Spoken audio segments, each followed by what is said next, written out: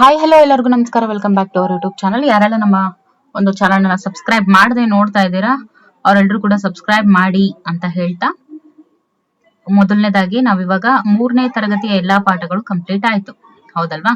So that ಇವಾಗ ನಾವು ಮುಂದೆ ಯಾವ ಒಂದು ತರಗತಿ ಇದು ಅಂತ ಹೇಳಿದ್ರೆ ದಟ್ ಇಸ್ 4ನೇ ತರಗತಿಗೆ ಸಂಬಂಧಪಟ್ಟಂತೆ EVS ಅನ್ನ ನಾವು ನೋಡ್ತಾ ಹೋಗೋಣ. ಅದರಲ್ಲಿ ಮೊದಲನೇ ಚಾಪ್ಟರ್ ಬಂದು ನೋಡಿ, ಒಟ್ಟಾರೆಯಾಗಿ ಇಲ್ಲಿ 14 ಚಾಪ್ಟರ್ಸ್ ಬರುತ್ತೆ 4th ಸ್ಟ್ಯಾಂಡರ್ಡ್ ಅಲ್ಲಿ EVS ಬಂದು. ಸೊ ಅದರಲ್ಲಿ ಮೊದಲನೇ ಚಾಪ್ಟರ್ ನೋಡಿ, ದಿನನಿತ್ಯದ ಜೀವನದಲ್ಲಿ ಹೂವು ಮತ್ತು ಹಣ್ಣುಗಳ ಉಪಯೋಗಗಳನ್ನ ಪಟ್ಟಿ ಮಾಡುವಂಥದ್ದು. ಓಕೆ, ಇದ್ರ ಬಗ್ಗೆ ಇದೆ ಅಂದ್ರೆ ಕಲಿಕಾ ಫಲ ಹೀಗಿರುತ್ತೆ. ಸೊ ಮೊದಲನೇ ಒಂದು ಪ್ರಶ್ನೆ, ಹೂವುಗಳು ಸುಗಂಧ ಬೀರ್ತವೆ, ಹಾಗಾದ್ರೆ ಇವುಗಳಲ್ಲಿ ಹೆಚ್ಚು ಸುಗಂಧ ಬೀರುವಂತಹ ಹೂವು ಯಾವುದು ಅಂತ ಹೇಳಿ ಕೇಳಿದ್ದಾರೆ. ಹೆಚ್ಚು ಸುಗಂಧ ಬೀರುವಂತಹ ಹೂವು ಯಾವುದು ಅಂತ ಕೇಳಿದ್ದಾರೆ. ಮಲ್ಲಿಗೆ, ಡೇಲಿಯಾ, ದಾಸವಾಳ, ಮಲ್ಲಿಗೆ ಮತ್ತೆ ಚೆಂಡು ಹೂವು ಅಂತ ಇದೆ. ಉತ್ತರ ಏನು? ದಟ್ ಈಸ್ ಮಲ್ಲಿಗೆ ಹೂವು ಜಾಸ್ತಿನೇ ಸುಗಂಧ ಬೀರುವಂತ ಹೂವಾಗಿರುತ್ತೆ. ಸಾಮಾನ್ಯವಾಗಿ ಹೂವುಗಳು ಗಿಡದಲ್ಲಿ ಬಿಡ್ತವೆ, ಕೆಲವು ಹೂವುಗಳು ಮರದಲ್ಲಿಯೂ ಕೂಡ ಬಿಡ್ತವೆ. ಹಾಗಾದ್ರೆ ಮರದಲ್ಲಿ ಬಿಡುವ ಸುವಾಸನೆ ಹೊಂದಿರುವಂತಹ ಹೂವು ಯಾವುದು? ನೋಡಿದ ಕೂಡಲೇ ಹೇಳ್ತೀರಾ ಯಾವುದು? ದಟ್ ಈಸ್ ಸಂಪಿಗೆ ಹೂವು. ಮರದಲ್ಲಿ ಬಿಟ್ರು ಕೂಡ ಸುವಾಸನೆ ಯುಕ್ತವಾಗಿರುತ್ತೆ. ಎಲ್ಲಾ ಕಾಲದಲ್ಲೂ ಹೂವುಗಳು ಅರಳ್ತವೆ, ಸಾಮಾನ್ಯವಾಗಿ ಮಳೆಗಾಲದಲ್ಲಿ ಮಾತ್ರ ಹೆಚ್ಚಾಗಿ ಅರಳುವಂತ ಹೂವು ಯಾವುದು? ನೋಡಿ, ಎಲ್ಲಾ ಕಾಲದಲ್ಲೂ ಹೂವುಗಳು ಅರಳಿದ್ರು ಕೂಡ ಮಳೆಗಾಲದಲ್ಲಿ ಮಾತ್ರ ಹೆಚ್ಚಾಗಿ ಅರಳುವಂತ ಹೂವು ಬಂದ್ರು ಡೇಲಿಯಾ ಹೂವು ಆಗಿರುತ್ತೆ. ಡೇಲಿಯಾ ಹೂವು ಏನಿದೆ ಅದು ಮಳೆಗಾಲದಲ್ಲಿ ಮಾತ್ರ ಅತಿ ಹೆಚ್ಚಾಗಿ ಅರಳುವಂತ ಹೂವು. ಹೂವುಗಳು ಸಾಮಾನ್ಯವಾಗಿ ನೆಲದ ಮೇಲೆ ಬೆಳೆಯುತ್ತವೆ, ಕೆಲವು ಹೂವುಗಳು ನೀರಿನಲ್ಲಿಯೂ ಕೂಡ ಬೆಳೆಯುತ್ತವೆ. ಹಾಗಾದ್ರೆ ನೀರಿನಲ್ಲಿ ಬೆಳೆಯುವಂತಹ ಹೂವು ಯಾವುದು? ನೀರಿನಲ್ಲಿ ಬೆಳೆಯುವಂತಹ ಹೂವು ದಟ್ ಇಸ್ ಕಮಲ. ಓಕೆ, ಮಲ್ಲಿಗೆ ಸುಗಂಧ ದ್ರವ್ಯ ತಯಾರಿಕೆಯಲ್ಲಿ ಬಳಸ್ತಾರೆ. ಹಾಗಾದ್ರೆ ಗುಲಾಬಿಯನ್ನ ಯಾವುದರಲ್ಲಿ ಬಳಸ್ತಾರೆ? ಗುಲಾಬಿಯನ್ನ ನೋಡಿದ ಕೂಡಲೇ ಹೇಳ್ತೀರಾ ಗುಲ್ಕನ್ ಅಲ್ಲಿ ಬಳಸ್ತಾರೆ. ರಮೇಶನು ಒಂದು ಮಾರು ಹೂವು ಕೊಂಡುಕೊಂಡಿರ್ತಾನೆ, ಹಾಗಾದ್ರೆ ಅವನು ಕೊಂಡ ಹೂವು ಡ್ಯಾಶ್ ಮೊಳಗಳಿಗೆ ಸಮ. ನೋಡಿ, ರಮೇಶ ಏನ್ ಮಾಡ್ತಾನೆ, ಒಂದು ಮಾರು ಹೂವನ್ನ ತಗೋತಾನೆ. ಹಾಗಾದ್ರೆ ಅದನ್ನ ನಾವು ಮೊಳಕ್ಕೆ ಕನ್ವರ್ಟ್ ಮಾಡಿದಾಗ ಒಂದು ಮಾರಿಗೆ ಎಷ್ಟು ಮೊಳ ಅಂತ ಹೇಳಿದ್ದಾರೆ. ಓಕೆ, ಕೇಳಿದ್ದಾರೆ ನೋಡಿ. ಒಂದು ಮೊಳ ಏನಿರುತ್ತೆ, ಓಕೆ, 4 ಮೊಳ ಸೇರಿದ್ರೆ ಒಂದು ಮಾರ ಆಗುತ್ತೆ. 4 ಮೊಳ ಸೇರಿದ್ರೆ 4 ಮೊಳಗಳು ಸೇರಿದ್ರೆ ಅದನ್ನ ಒಂದು ಮಾರು ಅಂತ ಕರಿತೀವಿ. ಸೊ ಹಾಗಾಗಿ ಉತ್ತರ ಏನು? 4. ನಾವು ಉದ್ಯಾನವನದಲ್ಲಿ ಅರಳಿದ ಹೂವುಗಳನ್ನ ಡ್ಯಾಶ್ ಏನ್ ಮಾಡಬಾರ್ದು? ಕೀಳ್ಬಾರ್ದು, ಹೌದಲ್ವಾ? ಕೀಳ್ಬಾರ್ದು. ಹೂವುಗಳು ಬಳ್ಳಿಯಲ್ಲೂ ಕೂಡ ಬಿಡ್ತವೆ. ಹಾಗಾದ್ರೆ ಬಳ್ಳಿಯಲ್ಲಿ ಬಿಡುವಂತ ಹೂವು ಯಾವುದು? ಗುಲಾಬಿ, ಮಲ್ಲಿಗೆ, ತಾವರೆ, ಸೇವಂತಿಗೆ ಅಂತ ಇದೆ. ಯಾವುದು ಬಳ್ಳಿಯಲ್ಲಿ ಬಿಡುವಂತಹ ಹೂವು? ದಟ್ ಈಸ್ ಮಲ್ಲಿಗೆ ಆಗಿರುತ್ತೆ. ಓಕೆ, 9ನೇ ಒಂದು ಪ್ರಶ್ನೆ ನೋಡಿ, ಸಾಮಾನ್ಯವಾಗಿ ಹಣ್ಣಿನೊಂದಿಗೆ ಸಿಪ್ಪೆಯನ್ನ ತಿಂತಾರೆ, ಹಾಗಾದ್ರೆ ಸಿಪ್ಪೆಯೊಂದಿಗೆ ಸೇವಿಸಲಾಗದ ಹಣ್ಣು ಯಾವುದು? ದ್ರಾಕ್ಷಿ ಹಣ್ಣು, ಸಪೋಟ, ಸೇಬು, ಹಲಸಿನ ಹಣ್ಣು. ನೋಡಿ, ಸಪೋಟನು ಕೂಡ ಕೆಲವರು ಸಿಪ್ಪೆ ತೆಗೆದೇ ತಿಂತಾರೆ, ದ್ರಾಕ್ಷಿ ಹಣ್ಣು ಕೂಡ ಹೌದು, ಮತ್ತೆ ಸೇಬು ಕೂಡ ಹೌದು. ಆದ್ರೆ ಸಿಪ್ಪೆ ತೆಗಿದಲ್ಲೇ ತಿನ್ನಕ್ಕೆ ಬರ್ದೇ ಇರೋ ಹಣ್ಣು ಅಂತ ಹೇಳಿದ್ರೆ ಅದು ಹಲಸಿನ ಹಣ್ಣು. ಕೆಳಗಿನ ಪ್ರಶ್ನೆಗಳಿಗೆ ಉತ್ತರಿಸಿ. ನೋಡಿ, ದಿನಕ್ಕೆ 1 ಸೇಬು ಸೇವಿಸೋದ್ರಿಂದ ವೈದ್ಯರಿಂದ ದೂರವಿರಬಹುದು ಎಂಬ ಮಾತಿಗೆ ಇದಕ್ಕೆ ಕಾರಣ ಏನಿರ್ಬೋದು ಅಂತ ಕೇಳಿದ್ದಾರೆ. ನೋಡಿ, ಸೇಬು ಅನ್ನುವಂಥದ್ದು ರೋಗ ನಿರೋಧಕ ಶಕ್ತಿಯನ್ನ ಹೊಂದಿರುತ್ತೆ. ಹಾಗಾಗಿ ಇದು ದೇಹಕ್ಕೆ ಬೇಕಾಗಿರುವಂತಹ ಎಲ್ಲಾ ವಿಟಮಿನ್ಸ್ ಅನ್ನ ಹೆಚ್ಚು ಪ್ರಮಾಣದಲ್ಲಿ ಇದು ಒಳಗೊಂಡಿರೋದ್ರಿಂದ ಇದರ ಒಂದು ಸೇವನೆ ರೋಗದಿಂದ ದೂರವಿರಬಹುದು ಅಂತ ಹೇಳ್ತಾರೆ. ಓಕೆ, ನಿಮಗೆ ಗೊತ್ತಿರುವ ಯಾವುದಾದ್ರೂ 5 ಹೂವುಗಳ ಹೆಸರು ಬರೀರಿ ಅಂತ ಹೇಳಿದರೆ. ಗುಲಾಬಿ, ಸೇವಂತಿಗೆ, ದಾಸವಾಳ, ಮಲ್ಲಿಗೆ, ಕನಕಾಂಬರ, ಚೆಂಡು, ನಿತ್ಯ ಪುಷ್ಪ ಎಲ್ಲ. ಓಕೆ, ನೀವು ಹೂವಿನ ಅಂಗಡಿಯಲ್ಲಿ 1 ಮೊಳ ಹೂವಿಗೆ 6 ರೂಪಾಯಿ ಅಂತೆ ಒಂದು ಮಾರು ಹೂ ಕೊಂಡುಕೊಂಡ್ರೆ ಅಂಗಡಿಯವನಿಗೆ ಕೊಡಬೇಕಾದಂತ ಹಣ ಎಷ್ಟು? ನೋಡಿ, 1 ಮಾರಿಗೆ ಎಷ್ಟು ಅಂತ ಹೇಳಿದ್ವಿ? 1 ಮಾರಿಗೆ 4 ಮೊಳ ಅನ್ನುವಂಥದ್ದು ಈಗ ಆಲ್ರೆಡಿ ಗೊತ್ತಿದೆ. ಸೊ ಹೂವಿನ ಅಂಗಡಿಗೆ ಹೋದಾಗ 1 ಮೊಳ ಹೂವಿಗೆ 6 ರೂಪಾಯಿ ಕೊಟ್ರೆ 1 ಮಾರು ಹೂವಿಗೆ ಎಷ್ಟು ಕೊಡ್ಬೇಕು? 4 × 6 ಎಷ್ಟು? 24 ರೂಪಾಯಿ ಕೊಡ್ಬೇಕು. ಓಕೆ, ಮುಂದಿನ ಒಂದು ಪಾಠ ಬಂದು ನೀರಿನ ಪ್ರಾಮುಖ್ಯತೆಯನ್ನು ವಿವರಿಸ್ತಾರೆ. ಮತ್ತೆ ಕಲುಷಿತ ನೀರು ನಮ್ಮ ಆರೋಗ್ಯದ ಮೇಲೆ ಎಂತ ಪ್ರಭಾವವನ್ನ ಬೀರುತ್ತೆ ಅನ್ನುವಂಥದ್ದು ಮಕ್ಕಳಲ್ಲಿ ಅರಿವನ್ನ ಮೂಡಿಸೋದಕ್ಕೋಸ್ಕರ ಈ ಒಂದು ಪಾಠವನ್ನ ಇಟ್ಟಿದ್ದಾರೆ. ಇದರ ಒಂದು ಕಲಿಕಾ ಫಲವನ್ನ ನೋಡ್ತಾ ಹೋಗೋಣ. ಮೊದಲನೇದಾಗಿ, ಭೂಮಿಯ ಮೇಲೆ ಬಳಸಲು ಯೋಗ್ಯವಾದಂತಹ ನೀರಿನ ಪ್ರಮಾಣ ತುಂಬಾ ಕಡಿಮೆ ಇದೆ, ಹೌದಲ್ವಾ? ತುಂಬಾನೇ ಕಡಿಮೆ ಇದೆ. ಹಾಗಾಗಿ ನಾವು ನೀರನ್ನ ಹೆಂಗೆ ಬಳಸಬೇಕು? ಅಗತ್ಯಕ್ಕಿಂತ ಹೆಚ್ಚು ಬಳಸಬೇಕು, ಮಿತಿ ಇಲ್ಲದೆ ಬಳಸಬೇಕು, ಅಗತ್ಯಕ್ಕಷ್ಟೇ ನಾವು ಅದನ್ನ ಬಳಸಬೇಕು. ಓಕೆ, ಅಗತ್ಯ ಲಿಮಿಟ್ ಅಂದ್ರೆ ಎಷ್ಟು ಅಗತ್ಯ ಇರುತ್ತೋ ಅಷ್ಟನ್ನು ಮಾತ್ರ ಬಳಸಬೇಕು. ಭೂಮಿ ಮೇಲೆ ಉಪ್ಪು ನೀರಿನ ಪ್ರಮಾಣವೇ ಅತಿ ಹೆಚ್ಚು. ಹಾಗಾದ್ರೆ ಅತಿ ಹೆಚ್ಚು ಉಪ್ಪು ನೀರನ್ನು ಹೊಂದಿರುವಂತಹ ನೀರಿನ ಆಕಾರ ಯಾವುದು? ಯಾವುದು? ದಟ್ ಇಸ್ ಸಮುದ್ರ. ಓಕೆ. ಅನಾರೋಗ್ಯದ ಸಂದರ್ಭದಲ್ಲಿ ಕುದಿಸಿ ಆರಿದ ನೀರು ಕುಡಿಯೋದ್ರಿಂದ ಏನಾಗುತ್ತೆ? ಅನಾರೋಗ್ಯಕ್ಕೆ ತುತ್ತಾಗುತ್ತೆ, ನಿರ್ಜಲೀಕರಣ ಉಂಟಾಗುತ್ತೆ, ಆರೋಗ್ಯ ಉತ್ತಮಗೊಳ್ಳುತ್ತೆ, ರೋಗ ನಿರೋಧಕ ಶಕ್ತಿ ಕಡಿಮೆ ಆಗುತ್ತೆ ಅಂತ ಇದೆ. ಉತ್ತರ ಬಂದು ಆರೋಗ್ಯ ಉತ್ತಮಗೊಳ್ಳೋದಕ್ಕೋಸ್ಕರ ನಾವು ಕುದಿಸಿ ಆರಿಸಿದಂತಹ ನೀರನ್ನ ಕುಡಿಬೇಕಾಗುತ್ತೆ. ನೀರನ್ನ ಶುದ್ಧೀಕರಿಸಬೇಕು ಅಂತ ಹೇಳಿದ್ರೆ ಸಾಮಾನ್ಯವಾಗಿ ಬಳಸುವಂತಹ ರಾಸಾಯನಿಕ ಯಾವುದು? That is chlorine. ಓಕೆ. ಅತಿಯಾದ ವಾಂತಿ ಭೇದಿಯಿಂದ ದೇಹದಲ್ಲಿನ ನೀರಿನ ಅಂಶವನ್ನ ಕಳೆದುಕೊಳ್ಳುವುದನ್ನ ಹೀಗಂತ ಕರೀತಾರೆ. ನೋಡಿ, ಅತಿಯಾದ ವಾಂತಿ ಭೇದಿಯಿಂದ ದೇಹದಲ್ಲಿ ನೀರಿನ ಅಂಶ ಏನ್ ಕಳೆದುಕೊಳ್ತಾರಲ್ವಾ ಅದನ್ನ ನಾವು ನಿರ್ಜಲೀಕರಣ ಅಂತ ಹೇಳಿ ಕರಿತೀವಿ. ಓಕೆ. ಅಶುದ್ಧ ನೀರಿನ ಸೇವನೆಯಿಂದ ಸಾಮಾನ್ಯವಾಗಿ ಹರಡುವಂತಹ ರೋಗ. ನೋಡಿ, ಅಶುದ್ಧ ನೀರಿನ ಸೇವನೆಯಿಂದ ಸಾಮಾನ್ಯವಾಗಿ ಹರಡುವಂತಹ ರೋಗ ಯಾವುದು ಅಂತ ಹೇಳಿದ್ರೆ ದಟ್ ಇಸ್ ಕಾಲರಾ. ಓಕೆ. ಆಸ್ಪತ್ರೆಯಲ್ಲಿ ಪುನರ್ಜಲೀಕರಣಕ್ಕೆ ಇದನ್ನ ಬಳಸ್ತಾರೆ. ಯಾವ್ದನ್ನ? ORS ಅನ್ನ ಬಳಸ್ತಾರೆ. ಓಕೆ. ಈ ಕಾರಣಕ್ಕಾಗಿ ನೀರಿನ ಮೂಲಗಳು ಸಾಮಾನ್ಯವಾಗಿ ಮಾಲಿನ್ಯಗೊಳ್ತವೆ. ಯಾವ ಒಂದು ಕಾರಣದಿಂದ? ಅತಿಯಾದ ಕೀಟನಾಶಕ ಬಳಕೆಯಿಂದ, ಚರಂಡಿ ನೀರು ನೀರಿನ ಮೂಲಗಳಿಗೆ ಸೇರೋದ್ರಿಂದ, ಕೈಗಾರಿಕೆಯಿಂದ ಬರುವ ನೀರು ನದಿಗೆ ಸೇರೋದ್ರಿಂದ, ಮೇಲಿನ ಎಲ್ಲವೂ ಕೂಡ ಕಾರಣ ಆಗುತ್ತೆ. ಮುಂದಿನ ಪ್ರಶ್ನೆ, ಕೆಳಗಣ ಪ್ರಶ್ನೆಗಳಿಗೆ ಉತ್ತರಿಸಿ ಅಥವಾ ಈ ಪ್ರಶ್ನೆಗಳಿಗೆ ಉತ್ತರಿಸಿ. ದಿನನಿತ್ಯ ನೀರು ಯಾವ ಯಾವ ಕೆಲಸಗಳಿಗೆ ಅಗತ್ಯ ಇದೆ? ಯಾವ ಕೆಲಸಕ್ಕೆ ಅಗತ್ಯ ಇದೆ ಗೊತ್ತಿದೆ ಅಲ್ವಾ? ಬೇಸಾಯಕ್ಕೆ ಬೇಕು, ಕಾರ್ಖಾನೆಗಳಿಗೆ ಬೇಕು, ಕಟ್ಟಡವನ್ನ ನಿರ್ಮಾಣ ಮಾಡೋದಕ್ಕೆ ಬೇಕು, ಜಲಸಾರಿಗೆ, ಹಾಗೆ ವಿದ್ಯುತ್ ಉತ್ಪಾದನೆ ಮಾಡೋದಕ್ಕೂ ಕೂಡ ನೀರು ಬೇಕು. ನದಿಯ ನೀರು ಮಾಲಿನ್ಯವಾಗದಂತೆ ತಡಿಬೇಕು ಅಂತ ಹೇಳಿದ್ರೆ ಏನ್ ಮಾಡ್ಬೇಕು? ನೋಡಿ, ನದಿಯ ನೀರು ಮಾಲಿನ್ಯ ಆಗ್ಬಾರ್ದು ಅಂದ್ರೆ ಫಸ್ಟ್ ಆಫ್ ಆಲ್ ನಾವು ಚರಂಡಿಯ ನೀರು ಅಂದ್ರೆ ಚರಂಡಿಯಲ್ಲಿ ಇರುವಂತಹ ಕೊಳಚೆ ನೀರನ್ನ ನದಿಗೆ ಬಿಡದೆ ಅದನ್ನ ಫಸ್ಟ್ ಶುದ್ಧೀಕರಿಸಬೇಕು. ಜೊತೆಗೆ ತರಕಾರಿ ಅಥವಾ ಹೂವಿನ ಗಿಡಗಳಿಗೆ ಅವನ್ನ ಬಿಡಬೇಕು. ಆಮೇಲೆ ಕೀಟನಾಶಕ, ಕಳೆನಾಶಕ, ರಾಸಾಯನಿಕ ಗೊಬ್ಬರಗಳನ್ನ ಹೆಚ್ಚು ಬಳಸದಂತೆ ನಾವು ನೋಡ್ಕೊಳ್ಬೇಕು. ಜಲಚಕ್ರವನ್ನ ನಿಮ್ಮ ಮಾತಿನಲ್ಲಿ ವಿವರಿಸಿ ಅಂತ ಇದೆ. ನೋಡಿ, ಜಲಚಕ್ರ ಅಂತ ಬಂದಾಗ ಏನಾಗುತ್ತೆ? ಭೂಮಿಯ ಮೇಲಿರುವಂತಹ ನೀರು, ಓಕೆ, ಇದು ಭೂಮಿ ಅಂತ ಅನ್ಕೊಳ್ಳಿ. ಈ ಭೂಮಿಯ ಮೇಲೆ ಇರುವಂತಹ ನೀರು ಸೂರ್ಯನ ಶಾಖದಿಂದ ಆವಿಯಾಗಿ ನೀರಾವಿ ಗಾಳಿಯಲ್ಲಿ ಸೇರಿ ಮೇಲಕ್ಕೆ ಹೋಗುತ್ತೆ. ಅವಾಗ ಏನಾಗುತ್ತೆ? ಈ ನೀರಾವಿ ತಂಪಾಗಿ ಸಾಂದ್ರೀಕರಣಗೊಂಡು ಸಣ್ಣ ಸಣ್ಣ ನೀರಿನ ಹನಿಗಳಾಗಿ ಅದು ಘನೀಭವಿಸಿ ಮೋಡಗಳಾಗುತ್ತೆ. ಓಕೆ. ಗಾಳಿಯಿಂದ ಮೋಡಗಳು ಘರ್ಷಣೆಗೆ ಒಳಗಾದಾಗ ಸಣ್ಣ ಸಣ್ಣ ಹನಿಗಳಾಗಿ ಮಳೆ ರೂಪದಲ್ಲಿ ಭೂಮಿಗೆ ಬೀಳುತ್ತೆ. ಇದನ್ನೇ ನಾವು ಜಲಚಕ್ರ ಅಂತ ಹೇಳಿ ಕರೆಯುವಂತದ್ದು. ಓಕೆ.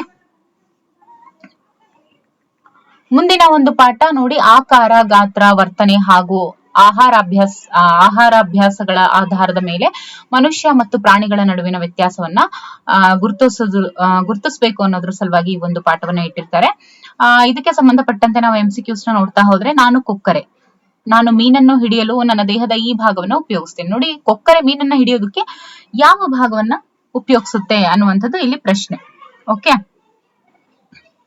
ಏನನ್ನ ಉಪಯೋಗಿಸುತ್ತೆ? ದಟ್ ಇಸ್ ಕೊಕ್ಕನ್ನ ಉಪಯೋಗಿಸುತ್ತೆ. ಓಕೆ. ನಾನು ನನ್ನ ಆಹಾರಕ್ಕಾಗಿ ಮಾಂಸವನ್ನೇ ತಿನ್ನುತ್ತೇನೆ, ಹಾಗಾಗಿ ನಾನು ಮಾಂಸಾಹಾರಿ. ಆನೆ ಆಹಾರಕ್ಕಾಗಿ ಸಸ್ಯವನ್ನು ಮಾತ್ರ ಉಪಯೋಗಿಸಿಕೊಳ್ಳುತ್ತದೆ, ಹಾಗಾಗಿ ಆನೆ ಅನ್ನುವಂಥದ್ದು ಸಸ್ಯಾಹಾರಿ. ಕಾಗೆಯು ಕಾಳುಗಳನ್ನು ಹಾಗೂ ಮಾಂಸಗಳನ್ನು ತಿನ್ನುತ್ತದೆ, ಹಾಗಾಗಿ ಇದು ಏನು? ಮಿಶ್ರಾಹಾರಿ. ನಾವು ಸಜೀವಿಗಳು, ಹಾಗಾದ್ರೆ ನಮ್ಮಲ್ಲಿ ಕಂಡುಬರುವಂತಹ ಲಕ್ಷಣಗಳು ಏನು? ನೋಡಿ, ಚಲನೆ ಇರುತ್ತೆ, ಬೆಳವಣಿಗೆ ಇರುತ್ತೆ, ಆಹಾರ ಸೇವನೆ ಇರುತ್ತೆ, ಮೇಲಿನ ಎಲ್ಲವೂ ಇರುತ್ತೆ, ಹಾಗಾಗಿ ಉತ್ತರ ಮೇಲಿನ ಎಲ್ಲವೂ. ಚಿಟ್ಟೆಯು ಮಕರಂದವನ್ನ ಹೀರುವುದು ಇದರ ಸಹಾಯದಿಂದ. ಯಾವ್ದ್ರಿಂದ? ನೋಡಿ, ಚಿಟ್ಟೆ ಮಕರಂದವನ್ನ ಯಾವುದರ ಒಂದು ಸಹಾಯದಿಂದ ಹೀರುತ್ತೆ ಅಂದ್ರೆ ಹೀರು ನಳಿಕೆಯಿಂದ ಹೀರುತ್ತೆ. ಹುಲಿಯು ಆಹಾರವನ್ನು ಸಿಗಿಯುವುದು ಇದರ ಸಹಾಯದಿಂದ. ನೋಡಿ, ಹುಲಿ ಅನ್ನುವಂಥದ್ದು ಆಹಾರವನ್ನ ಸಿಗದು ತಿನ್ನುತ್ತಲ್ವಾ? ಯಾವ್ದ್ರಿಂದ? ಹಲ್ಲುಗಳಿಂದ. ಹೌದಲ್ವಾ? ಹದ್ದಿಗೆ ತನ್ನ ಆಹಾರವನ್ನ ಹಿಡಿಯೋದಕ್ಕೆ ಉದ್ದವಾದ ಡ್ಯಾಶ್ಗಳಿವೆ. ಹದ್ದು ಏನಿರುತ್ತಲ್ಲ, ಇದು ಆಹಾರವನ್ನ ಹಿಡಿಬೇಕು ಅಂದ್ರೆ ಯಾವುದನ್ನು ಉಪಯೋಗಿಸ್ಕೊಳ್ಳುತ್ತೆ ಅಂದ್ರೆ ತನ್ನ ಒಂದು ದೇಹದಲ್ಲಿ ಇರುವಂತ ಯಾವ ಒಂದು ಪಾರ್ಟ್ ನ ಸಹಾಯದಿಂದ ಅದು ಹಿಡಿಯುತ್ತೆ ಅಂತ ಹೇಳಿದ್ರೆ ಅದು ಕಾಲು. ನೋಡಿ, ಹದ್ದು ತನ್ನ ಕಾಲುಗಳ ಮೂಲಕ ಆಹಾರವನ್ನ ಹಿಡಿಯುತ್ತೆ. This is very important point. ನೋಡಿ, ಹದ್ದು ಯಾವಾಗ್ಲೂ ತನ್ನ ಆಹಾರವನ್ನ ಕಾಲುಗಳ ಮೂಲಕನೇ ಹಿಡಿಯುವಂತದ್ದು. ಈ ಪ್ರಶ್ನೆಗಳಿಗೆ ಉತ್ತರಿಸಿ. ನೀವು ನೋಡಿರುವಂತ 5 ಸಸ್ಯಾಹಾರಿ ಪ್ರಾಣಿಗಳನ್ನ ಹೆಸರಿಸಿ. ಯಾವುದು? ಹಸು ಹುಲ್ಲನ್ನ ತಿನ್ನುತ್ತೆ, ಜೊತೆಗೆ ತಿನ್ನುವ ಆಹಾರ ಪದಾರ್ಥಗಳನ್ನು ಕೂಡ ಪಟ್ಟಿ ಮಾಡಿ ಅಂತ ಇದೆ. ಹಸು ಹುಲ್ಲನ್ನ ತಿನ್ನುತ್ತೆ, ಕುರಿ ಸೊಪ್ಪು ತಿನ್ನುತ್ತೆ, ಆನೆ ಕೂಡ ಸೊಪ್ಪು ತಿನ್ನುತ್ತೆ, ಎಮ್ಮೆ ಕೂಡ ಹುಲ್ಲು ತಿನ್ನುತ್ತೆ, ಆಮೇಲೆ ಗಿಳಿ ಅನ್ನುವಂಥದ್ದು ಹಣ್ಣುಗಳನ್ನ ತಿನ್ನುತ್ತೆ. ಇವೆಲ್ಲ ಸಸ್ಯಾಹಾರಿ ಪ್ರಾಣಿಗಳು. ಇನ್ನು ಮನುಷ್ಯರು ಹಾಗೂ ಪ್ರಾಣಿಗಳ ನಡುವೆ ಇರುವ 2 ವ್ಯತ್ಯಾಸಗಳು ಹಾಗೂ ಸಾಮ್ಯತೆಗಳನ್ನ ಬರೆಯಿರಿ ಅಂತ ಇದೆ. ನೋಡಿ, ವ್ಯತ್ಯಾಸಗಳು ಅಂತ ಬಂದಾಗ, ಮನುಷ್ಯರು ಮತ್ತು ಪ್ರಾಣಿಗಳ ನಡುವಿನ ವ್ಯತ್ಯಾಸಗಳು ಅಂತ ಬಂದಾಗ, ಪ್ರಾಣಿಗಳು ಕಾಡಿನಲ್ಲಿ ವಾಸಿಸ್ತವೆ, ಆದ್ರೆ ಮನುಷ್ಯರು ಮನೆಗಳಲ್ಲಿ ವಾಸ ಮಾಡ್ತಾರೆ. ಪ್ರಾಣಿಗಳು ಮಾತನಾಡೋದಿಲ್ಲ, ನಾವು ಮಾತನಾಡ್ತೀವಿ. ಸಾಮ್ಯತೆಗಳು ಅಂತ ಬಂದಾಗ ಅವರು ಅಂದ್ರೆ ಪ್ರಾಣಿಗಳು ಕೂಡ ಆಹಾರ ಸೇವಿಸ್ತವೆ, ನಾವು ಕೂಡ ಆಹಾರ ಸೇವಿಸ್ತೇವೆ. ಪ್ರಾಣಿಗಳಲ್ಲೂ ನಾವು ಬೆಳವಣಿಗೆಯನ್ನ ನೋಡ್ತೀವಿ, ನಮ್ಮಲ್ಲೂ ಕೂಡ ಬೆಳವಣಿಗೆಯನ್ನ ನಾವು ನೋಡ್ತೀವಿ. ಆಮೇಲೆ ಪ್ರಾಣಿಗಳು ಸಂತಾನೋತ್ಪತ್ತಿ ಮಾಡ್ತವೆ, ನಮ್ಮಲ್ಲೂ ಕೂಡ ಸಂತಾನೋತ್ಪತ್ತಿ ನಡೆಯುವಂಥದ್ದು. ಓಕೆ, ಮುಂದಿನ ಒಂದು ಪಾಠ ನೋಡಿ. ವಿವಿಧ ರೀತಿಯ ಕುಟುಂಬಗಳ ಬೆಳವಣಿಗೆ ಮತ್ತು ಅಭಿವೃದ್ಧಿಯನ್ನ ಸರಳ ವಂಶವೃಕ್ಷದ ಮೂಲಕ ಹೋಲಿಸುವರು. ಕುಟುಂಬದಿಂದ ನಾವು ಕಲಿಯಬಹುದಾದಂತಹ ಉತ್ತಮ ಗುಣ ಅಂತ ಹೇಳಿದ್ರೆ ಸಹಕಾರ, ಸಹಬಾಳ್ವೆ, ಹಿರಿಯರಿಗೆ ಗೌರವ, ಮೇಲಿನ ಎಲ್ಲವೂ ಕೂಡ ಉತ್ತರ. ಇದು ಉತ್ತಮ ಕುಟುಂಬದ ಲಕ್ಷಣ ಅಲ್ಲ. ಮಕ್ಕಳ ಪಾಲನೆ ಪೋಷಣೆ, ಅವಶ್ಯಕತೆಗಳ ಪೂರೈಕೆ, ಹಿರಿಯರಿಗೆ ಅಗೌರವ, ಮಕ್ಕಳಿಗೆ ಶಿಕ್ಷಣ ಮತ್ತು ರಕ್ಷಣೆ. ಸೊ ಲಕ್ಷಣ ಯಾವುದಲ್ಲ ಅಂದ್ರೆ ಹಿರಿಯರಿಗೆ ಅಗೌರವ. ನಮ್ಮ ಅಜ್ಜಿ ಉಪ್ಪು ಮೂಟೆ ಆಟ ಆಡಿಸುತ್ತಾರೆ. ಸಾಮಾನ್ಯವಾಗಿ ಅಜ್ಜಿ ಅಂದ್ರೆ ಯಾರು? ಅಮ್ಮನ ಅಮ್ಮ ಆಗಿರ್ತಾರೆ. ಓಕೆ, ಪೀಟರ್ ನನ್ನ ಸ್ನೇಹಿತ. ಅವನ ಮನೆಯಲ್ಲಿ ಕಡ್ಡಾಯವಾಗಿ ಆಚರಿಸುವಂತಹ ಹಬ್ಬ. ಈ ಪೀಟರ್ ಅನ್ನುವಂತ ಹೆಸರನ್ನೇ ಕ್ರಿಶ್ಚಿಯನ್ಸ್ ಆಗಿರುತ್ತೆ. ಸೊ ಹಾಗಾಗಿ ಆಚರಿಸುವಂತಹ ಹಬ್ಬ ಕ್ರಿಸ್ಮಸ್ ಆಗಿರುತ್ತೆ. ಓಕೆ, ಸರಿ ತಪ್ಪು ಗುರುತಿಸಿ. ದೊಡ್ಡ ಕುಟುಂಬ ಅಂತ ಅಂದ್ರೆ ತಂದೆ ತಾಯಿ ಮಕ್ಕಳೊಂದಿಗೆ ಅಜ್ಜ ಅಜ್ಜಿ ವಾಸಿಸ್ತಾರೆ. ಈ ಹೇಳಿಕೆ ಸರಿ ಅಥವಾ ತಪ್ಪು? ಯಾವುದು? ಸರಿನಾ ತಪ್ಪಾ? ಹೌದು, ಸರಿ. ಚಿಕ್ಕ ಕುಟುಂಬ ಅಂತ ಅಂದ್ರೆ 2ಕ್ಕಿಂತ ಹೆಚ್ಚು ತಲೆಮಾರಿನ ಜನರು ಒಂದೇ ಸೂರಿನಡಿ ವಾಸಿಸುವುದು. ಈ ಹೇಳಿಕೆ ತುಂಬಾನೇ ತಪ್ಪು. ಪ್ರಶ್ನೆಗಳಿಗೆ ಉತ್ತರಿಸಿ ಅಂತ ಇದೆ. ನಿಮ್ಮ ಮನೆಯಲ್ಲಿ ಯಾವ ಯಾವ ಹಬ್ಬ ಆಚರಿಸ್ತಾರೆ, ಹೇಗೆ ಆಚರಿಸ್ತಾರೆ ಅನ್ನುವಂಥದ್ದನ್ನ ನಿಮ್ಮ ಒಂದು ಮಾತಿನಲ್ಲಿ ಬರೆಯಿರಿ ಅಂತ ಇದೆ. ಇದು ವಿದ್ಯಾರ್ಥಿಗಳ ಒಂದು ವೈಯಕ್ತಿಕ ಪ್ರಶ್ನೆ ಆಗಿರುತ್ತೆ. ವೈಯಕ್ತಿಕವಾಗಿನೇ ಅವರು ಉತ್ತರವನ್ನ ನೀಡ್ತಾರೆ. ಕುಟುಂಬದ ಸದಸ್ಯರು ಬೇರೆ ಬೇರೆ ಕಡೆ ಹೋಗಿ ನೆಲೆಸೋದಕ್ಕೆ ಕಾರಣ ಏನು? ನೋಡಿ, ಕುಟುಂಬದ ಸದಸ್ಯರು ಬೇರೆ ಬೇರೆ ನೆಲೆಸೋದಕ್ಕೆ ಕಾರಣ ಉದ್ಯೋಗ, ವ್ಯಾಸಂಗ, ಮದುವೆ, ಉತ್ತಮ ಜೀವನಕ್ಕೋಸ್ಕರ, ಜೊತೆಗೆ ಪ್ರಕೃತಿ ವಿಕೋಪ, ವಿಪತ್ತು ಸಂದರ್ಭಗಳು, ಇವೆಲ್ಲವುಗಳು ಕೂಡ ಇವುಗಳಲ್ಲಿ ಯಾವ್ದಾದ್ರೂ ಕಾರಣಗಳು ಆಗಿರಬಹುದು. ಓಕೆ,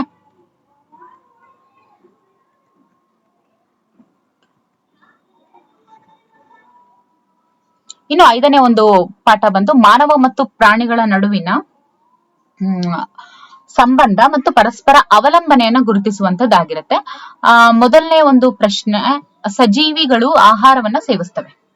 ಸಸ್ಯಗಳಿಂದ ದೊರೆಯುವ ಹುಲ್ಲು, ಎಲೆ ಮುಂತಾದ ಉತ್ಪನ್ನಗಳನ್ನ ಆಹಾರವಾಗಿ ಸೇವಿಸುವ ಪ್ರಾಣಿಗೆ ಒಂದು ಉದಾಹರಣೆ ಕೊಡಿ ಅಂತ ಇದೆ. ಓಕೆ, ಹಾಗಾದ್ರೆ ಏನದು ಉತ್ತರ? ನೋಡಿ, ಆನೆ. ಸಜೀವಿಗಳು ಆಹಾರವನ್ನ ಸೇವಿಸ್ತವೆ. ಸಸ್ಯಗಳಿಂದ ದೊರೆಯುವ ಹುಲ್ಲು, ಎಲೆ ಮುಂತಾದ ಉತ್ಪನ್ನಗಳನ್ನ ಆಹಾರವಾಗಿ ಸೇವಿಸುವ ಪ್ರಾಣಿ ಅಂದ್ರೆ ಆನೆ. ಹಿಂದಿನ ಒಂದು ಇದ್ರಲ್ಲಿ ಹೇಳಿದ್ವಿ ಹೌದಲ್ವಾ, ಸಸ್ಯಾಹಾರಿಗಳು. ಇದ್ರಲ್ಲಿ ಎಕ್ಸಾಂಪಲ್ ಕೊಟ್ಟೆ ಅಲ್ವಾ ಇಲ್ಲಿ. ಎಸ್, ನೆಕ್ಸ್ಟ್, ಇವುಗಳಲ್ಲಿ ಮಾಂಸ ತಿನ್ನುವ ಪ್ರಾಣಿಗೆ ಉದಾಹರಣೆ ಯಾವುದು? ನೋಡಿ, ಮಾಂಸವನ್ನ ತಿನ್ನುವಂಥದ್ದು ಆನೆ ಅಲ್ಲ, ಜಿಂಕೆ ಅಲ್ಲ, ಮೊಲ ಅಲ್ಲ. ಯಾವುದು? ತೋಳ. ಸಸ್ಯ ಹಾಗೂ ಪ್ರಾಣಿ ಈ ಎರಡರಿಂದಲೂ ಸಿಗುವ ಉತ್ಪನ್ನಗಳು ತಿನ್ನುವ ಪ್ರಾಣಿಗೆ ಏನಂತ ಕರೀತಾರೆ? ಸಸ್ಯ ಮತ್ತು ಪ್ರಾಣಿ ಎರಡನ್ನು ತಿನ್ನುವಂಥದ್ದು ಯಾವುದು? ನೋಡಿದ ಕೂಡಲೇ ಹೇಳ್ತೀರಾ ಯಾವುದು? ನಾಯಿ. ಓಕೆ, ಇನ್ನು 4ನೇ ಪ್ರಶ್ನೆ, ಇವುಗಳಲ್ಲಿ ಸಾಮಾನ್ಯವಾಗಿ ಮನೆಯಲ್ಲಿ ಸಾಕುವ ಪ್ರಾಣಿ ಯಾವುದು? ಇವುಗಳಲ್ಲಿ ಮನೆಯಲ್ಲಿ ಸಾಕುವಂಥದ್ದು ಹಸುವನ್ನ ಸಾಕ್ತಾರೆ. ಓಕೆ, ಇವುಗಳಲ್ಲಿ ಕಾಡಿನಲ್ಲಿ ವಾಸಿಸುವ ಪ್ರಾಣಿ ಯಾವುದು? ಚಿರತೆ. ಓಕೆ, ನಾನು ಬಣ್ಣ ಬಣ್ಣದ ಪುಕ್ಕಗಳನ್ನ ಹೊಂದಿದ್ದೇನೆ, ನಾನೇ ಹಳ್ಳಿಯ ಗಡಿಯಾರ. ಹಾಗಾದ್ರೆ ನಾನು ಯಾರು? ಕೋಳಿ. ಹೌದಲ್ವಾ? ಕೋಳಿಗಳು ನೆಲದಲ್ಲಿ ಓಡಾಡ್ತವೆ, ರಣಹದ್ದುಗಳು ಎಲ್ಲಿ? ಆಕಾಶದಲ್ಲಿ ಹಾರಾಡ್ತವೆ. ಓಕೆ, ನೆಕ್ಸ್ಟ್, ಮುಂದಿನ ಪ್ರಶ್ನೆ, ಮನೆಯಲ್ಲಿ ಬಳಸುವ ಹಾಲು ಇವುಗಳಿಂದ ಸಿಗುತ್ತದೆ. ಯಾವ್ದ್ರಿಂದ ಸಿಗುತ್ತೆ? ಹಸುವಿನಿಂದ ಸಿಗುತ್ತೆ. ಓಕೆ, ಮುಂದಿನ ಪ್ರಶ್ನೆ, ಮೀನಿನಂತೆ ನೀರಿನಲ್ಲಿ ವಾಸಿಸುವ ಜೀವಿಗಳು ಯಾವುವು? ನೋಡಿ, ಮೀನಿನಂತೆ ನೀರಿನಲ್ಲಿ ವಾಸಿಸ್ತಕ್ಕಂಥ ಜೀವಿ ಆಮೆ, ಏಡಿ, ಮೊಸಳೆ ಇವೆಲ್ಲವೂ ಆಗಿರೋದ್ರಿಂದ ಉತ್ತರ ಇವೆಲ್ಲವೂ. ನಾನು ಸಸ್ಯ ಹಾಗೂ ಪ್ರಾಣಿ ಎರಡರಿಂದ ಸಿಗುವ ಉತ್ಪನ್ನಗಳನ್ನ ತಿನ್ನುತ್ತೇನೆ. ಹಾಗಾಗಿ ನಾವು ಯಾರು? ನೋಡಿ, ನಾವು ಸಸ್ಯ ಮತ್ತೆ ಪ್ರಾಣಿ ಎರಡರಿಂದನೂ ಕೂಡ ಸಿಗುವಂತಹ ಉತ್ಪನ್ನಗಳನ್ನ ನಾವು ತಿಂತೀವಿ ಅಂತ ಹೇಳಿದಾಗ ಯಾರು ನಾವು? ಮಿಶ್ರಹಾರಿಗಳಾಗ್ತೀವಿ. ಹೌದಲ್ವಾ? ಕೆಳಗಿನ ಪ್ರಶ್ನೆಗಳಿಗೆ ಉತ್ತರಿಸಿ ಅಂತ ಇದೆ ನೋಡಿ. ನಮ್ಮ ಮನೆಯಲ್ಲಿ ಸಾಕಿರುವಂತಹ ಅಥವಾ ನೀವು ನೋಡಿರುವ ಪ್ರಾಣಿಗಳನ್ನ ಹೆಸರಿಸಿ ಅವುಗಳಿಂದ ಆಗುವಂತಹ ಉಪಯೋಗಗಳನ್ನ ಬರೆಯಿರಿ ಅಂತ ಇದೆ. ನೋಡಿ, ಎತ್ತನ್ನ ಸಾಕ್ಬಹುದು. ಎತ್ತನ್ನ ಸಾಕೋದ್ರಿಂದ ಉಳುಮೆ ಮಾಡಬಹುದು. ಓಕೆ, ಆಮೇಲೆ ಕೋಳಿಯನ್ನ ಸಾಕೋದ್ರಿಂದ ಮೊಟ್ಟೆ ಆಮೇಲೆ ಮಾಂಸಕ್ಕೋಸ್ಕರ ಕೂಡ ಉಪಯೋಗಿಸ್ಕೋತೀವಿ. ಆಮೇಲೆ ಕುರಿಯನ್ನ ಸಾಕೋದ್ರಿಂದ ಅದು ಕೂಡ ಮಾಂಸ ಮತ್ತೆ ಉಣ್ಣೆಗೋಸ್ಕರ ಉಪಯೋಗಿಸ್ತೀವಿ. ಜೊತೆಗೆ ಕುದುರೆಯನ್ನ ಸಾಕೋದ್ರಿಂದ ಜಟಕಾ ಬಂಡಿಗೆ ಉಪಯೋಗಿಸ್ತೀವಿ. ಓಕೆ, ನಿಮ್ಮ ಹಾಗೂ ಹಸುವಿನ ನಡುವೆ ಕಾಣುವ ವ್ಯತ್ಯಾಸಗಳನ್ನ ಪಟ್ಟಿ ಮಾಡಿ. ನಮ್ಮ ಹಾಗೂ ಓಕೆ, ಹಸು ಅಂತ ಅಂದಾಗ ಹಸುಗೆ 4 ಕಾಲುಗಳಿರ್ತವೆ, ಆದ್ರೆ ಮನುಷ್ಯ ನಾನು ಅಂತ ಅಂದ್ರೆ 2 ಕಾಲು ಇರ್ತವೆ. ಹಸು ಮಾತಾಡಲ್ಲ, ನಾವು ಮಾತಾಡ್ತೀವಿ, ನಮಗೆ ಬಾಲ ಇರುತ್ತೆ, ಅದಕ್ಕೆ ಬಾಲ ಇರಲ್ಲ. ಸಾರಿ ಹಸುಗೆ ಬಾಲ ಇರುತ್ತೆ, ನಮ್ಗೆ ಬಾಲ ಇರಲ್ಲ. ಆಮೇಲೆ ಹಸುಗೆ ಕೊಂಬು ಇರುತ್ತೆ, ನಮ್ಗೆ ಕೊಂಬು ಇರಲ್ಲ. ಓಕೆ, ಈ ರೀತಿ ಅಂದ್ರೆ ಮಕ್ಕಳ ಒಂದು ಅನುಸಾರವಾಗಿ ಇಲ್ಲಿ ವ್ಯತ್ಯಾಸಗಳನ್ನ ಜಸ್ಟ್ ಹೇಳ್ದೆ ಅಷ್ಟೇ. ಓಕೆ, ಇಲ್ಲೆಲ್ಲ MCQs ಏನಿದೆ ಇದು ಮಾತ್ರ ವೆರಿ ಇಂಪಾರ್ಟೆಂಟ್ ಅಷ್ಟೇ. ಓಕೆ, ಅದ್ರಲ್ಲಿ ಯಾವ್ದು ನೋಡ್ತಾ ಹೋಗ್ತೀರಲ್ವಾ, ಯಾವ್ದು ಅನ್ನೋದ್ರನ್ನ ನೀವೇ ನೋಡ್ತಾ ಹೋಗಿ. Okay, this is about 5 chapters ಆಗಿತ್ತು. ನೆಕ್ಸ್ಟ್ ರಿಮೈನಿಂಗ್ ಚಾಪ್ಟರ್ಸ್ ನೆಕ್ಸ್ಟ್ ವಿಡಿಯೋನಲ್ಲಿ ನೋಡೋಣ. Thank you.